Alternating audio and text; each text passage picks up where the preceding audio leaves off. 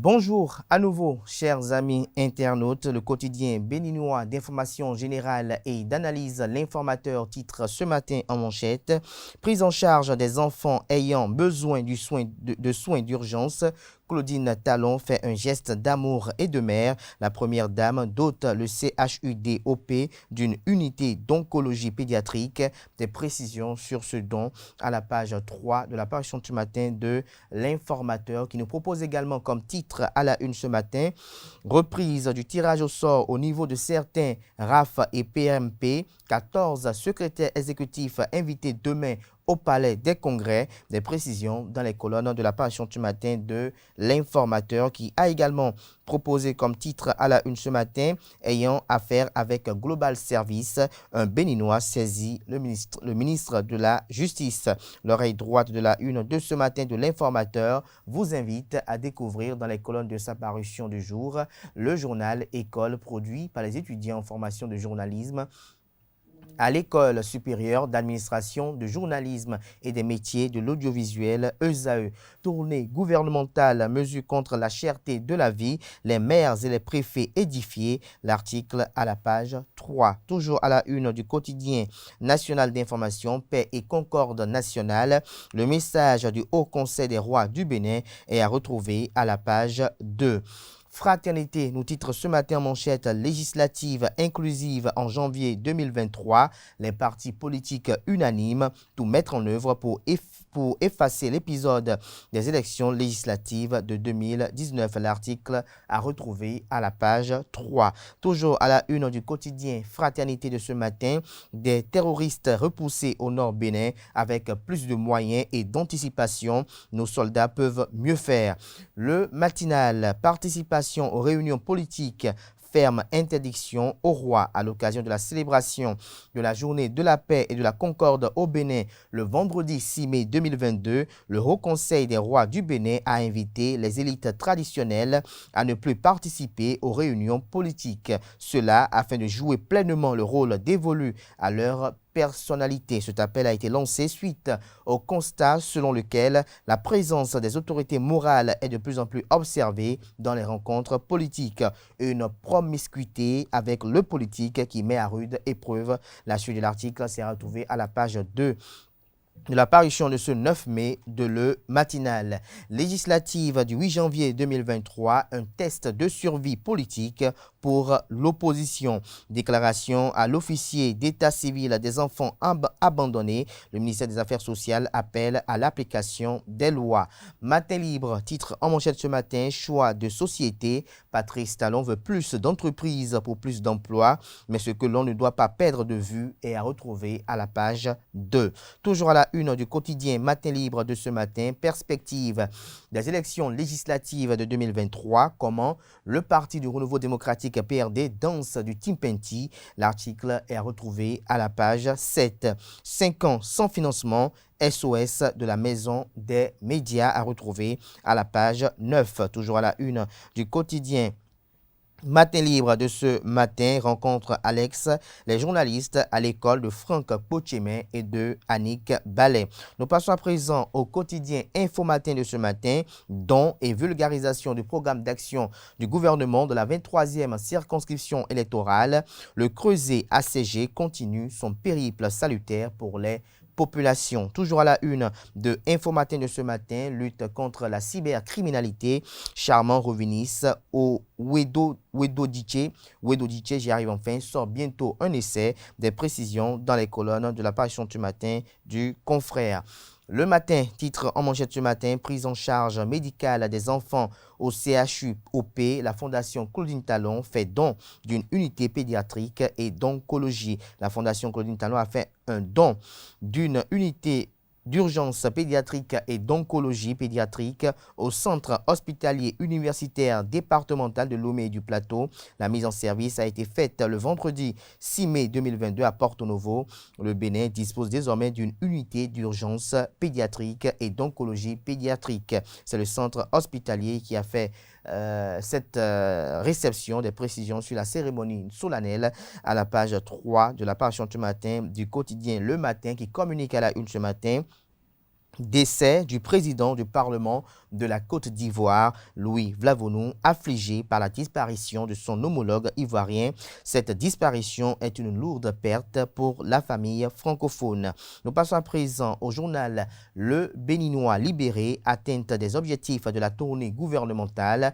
Le bloc républicain en leader, Abdoulaye Biotchane, Robert Guian et Sam Seydou Adambi sur le terrain. L'article est à retrouver à la page 3. Toujours à la une du quotidien Le Béninois libéré de ce matin, développement de la gente féminine béninoise, association Zodiez Enfants, j'y arrive enfin, à Boycon. L'association Zodiez Enfants à Boycon, 1000 femmes autour de Tendo, toujours à la une du même journal ce matin.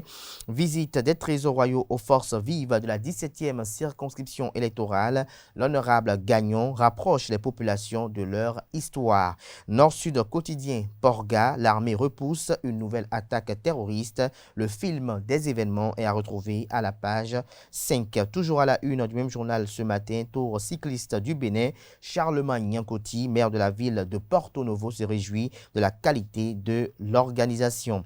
L'autre quotidien titre ce matin à la une législative de 2023, rencontre médiateur de la République et partis politiques. Quel sort pour les suggestions des partis, s'interroge le confrère.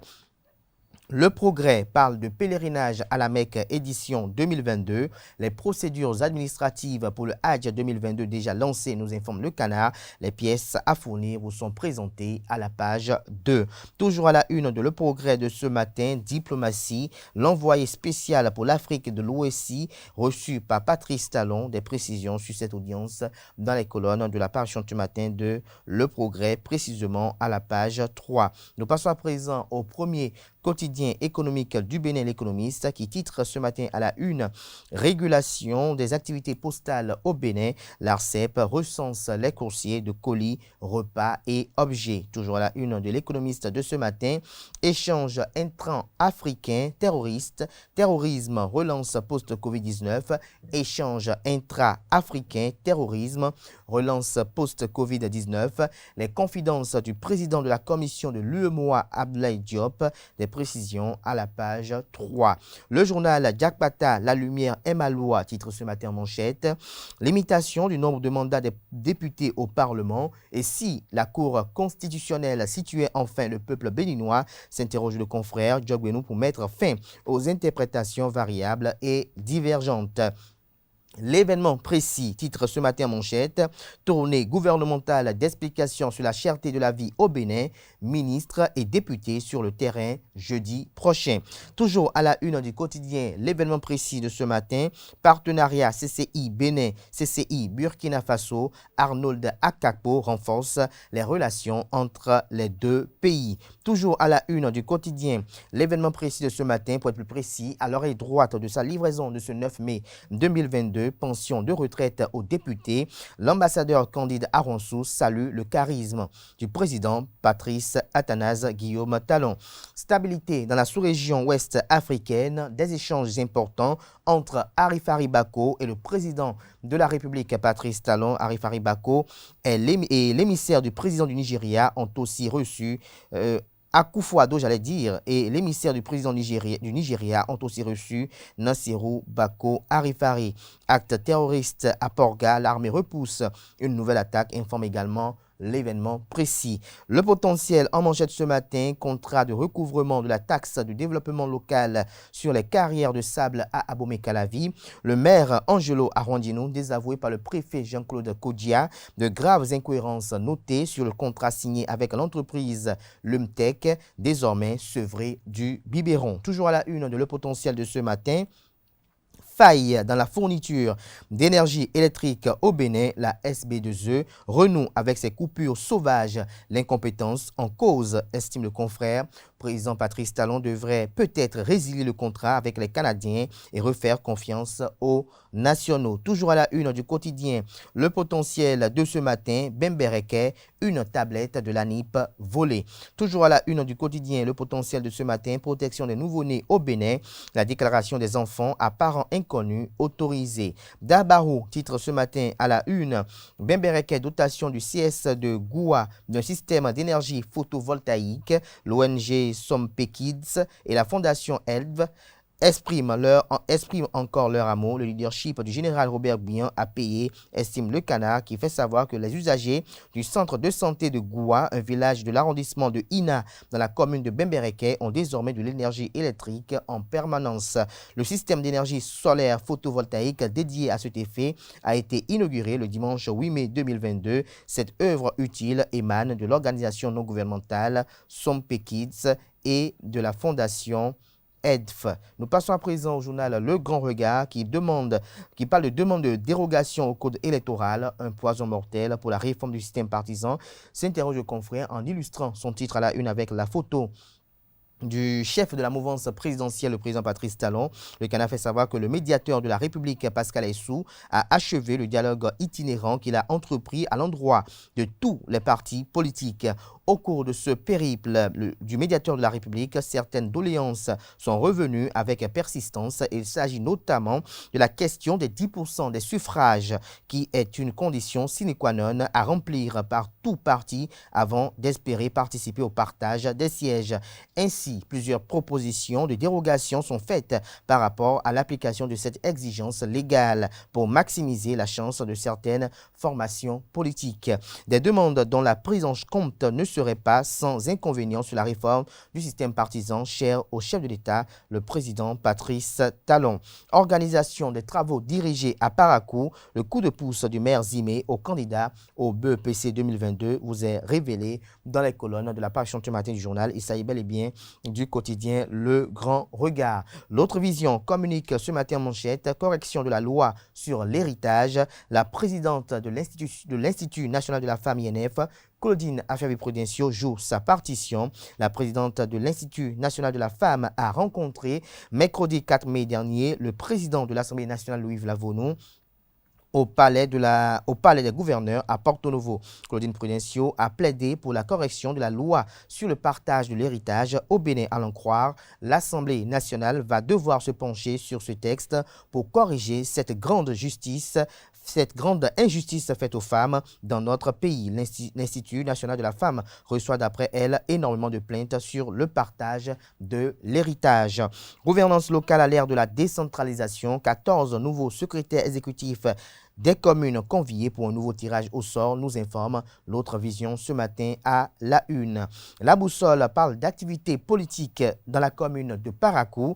Ousmane Traoré ratisse large pour l'Union progressiste. Il a réussi avec ses jeunes leaders à dénicher plusieurs conseillers locaux. Force Coripo, un Bénin émergent FCBE pour le Baobab. Décrispation du climat politique et élection inclusive, la levée du verrou des 10% préconisé par le Parti de renouveau démocratique PRD est salutaire. Éviter à tout prix la tentation de l'exclusion. Alors que s'approchent à grands pas les élections législatives de janvier 2023, le médiateur de la République a entrepris d'échanger avec tous les partis politiques officiellement reconnus au Bénin. Cette démarche traduit à peine une volonté politique d'enterrer la hache de guerre longtemps agitée par le passé. Toutefois, cette initiative est insuffisante pour garantir le caractère inclusif des prochaines joutes. Il faudra donc plus pour stopper le désamour à la chose politique, mais une fois exprimé par la population. Les 4 vérités à la une ce matin communiquent décès du président de l'Assemblée nationale de la Côte d'Ivoire. Cette disparition est une lourde perte pour la famille francophone, dit Louis Vlavonou, président de l'institution parlementaire du Bénin. Toujours à la une du quotidien, les 4 vérités de ce matin. Interruption intempestive de l'énergie électrique ces derniers temps. La SB2E donne les raisons des perturbations enregistrées. Le directeur général par intérim et le directeur technique rassurent les populations. Leurs assurances vous sont présentées dans les colonnes de la parution ce matin de Les 4 vérités, qui informe également qu'au Bénin, une tablette de l'opération RAVIP a été volé à Bembereke. Adiaché News, titre en manchette ce matin, proposition par le PRD d'une atténuation de la règle des 10%, une confirmation de l'impossible remontada, s'interroge le confrère. Son article analytique est à retrouver à la page 3. L'investigateur du jour, quant à lui, titre en manchette ce matin, fin du tour cycliste international du Bénin, Romuald Razoumé, remercie le président Patrice Talon. Il salue l'effort des sponsors et dresse un bilan positif. Mairie de Toviclin, le maire Tozo distingue 40 agents pour leur dévouement au travail. Dynamisme info quelque part à Bomé-Calavi ce lundi, le professeur David Aza marque son adhésion à un parti de la mouvance. Toujours à la une du quotidien Dynamisme info de ce matin, désistement de RAF, PRMP et RDLP dans 14 mairies, gouvernance personnelle ou panique face à la délicatesse des charges, s'interroge le confrère ce matin. Nous passons à présent à Afrique Express qui titre ce matin « Terrorisme à la frontière avec le Burkina Faso, nouvelle attaque repoussée à Porga, les forces armées béninoises tiennent bon ». Les terroristes ont encore fait parler d'eux ce samedi 7 mai 2022. Les forces armées béninoises ont repoussé une nouvelle attaque terroriste à Porga, à la frontière avec le Burkina Faso. Une nouvelle attaque terroriste, plus précisément à Porga. Les terroristes ont attaqué une position des forces armées béninoises. En effet, selon les informations rapportées par le quotidien Banuto qui sont retranscrites dans les colonnes de l'apparition ce matin du quotidien Afrique Express. Recrutement au profit de l'armée béninoise. Le général Abou Issa a lancé la phase écrite du concours à Cotonou. Des précisions dans les colonnes de l'apparition ce matin du journal. Le quotidien Le Soleil Bénin Info a titré ce matin « Participation de l'opposition radicale aux élections législatives de 2023 ». Patrice Talon face à deux options politiques. La présidentielle de 2026 se joue à l'issue du prochain scrutin législatif, alerte le confrère. Au sujet des enfants abandonnés, un important appel du ministre de la Famille est relayé à la page 5 de l'apparition de ce matin du journal Le Soleil Bénin Info qui communique à la une ce matin, 13e journée de la Super League Pro. L'autopopo règne en maître à domicile. Le meilleur titre ce matin en manchette. Construction du marché de gros de la cité administrative et des logements à Abomey-Calavi.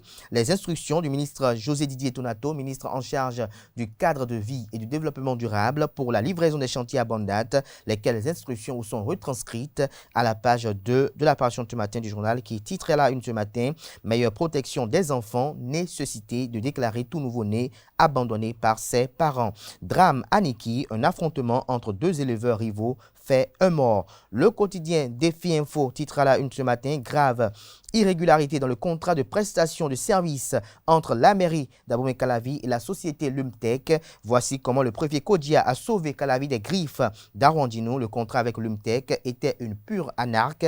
Lire les récriminations du préfet Kodjia à l'endroit du maire de Calavi. Découvrez comment Arwandino a trahi les délibérations du conseil dans ce dossier. Des précisions sur cette nébuleuse dans les colonnes de la page ce matin du journal Défi Info. Le routier à la une ce matin parle d'association des agences de communication.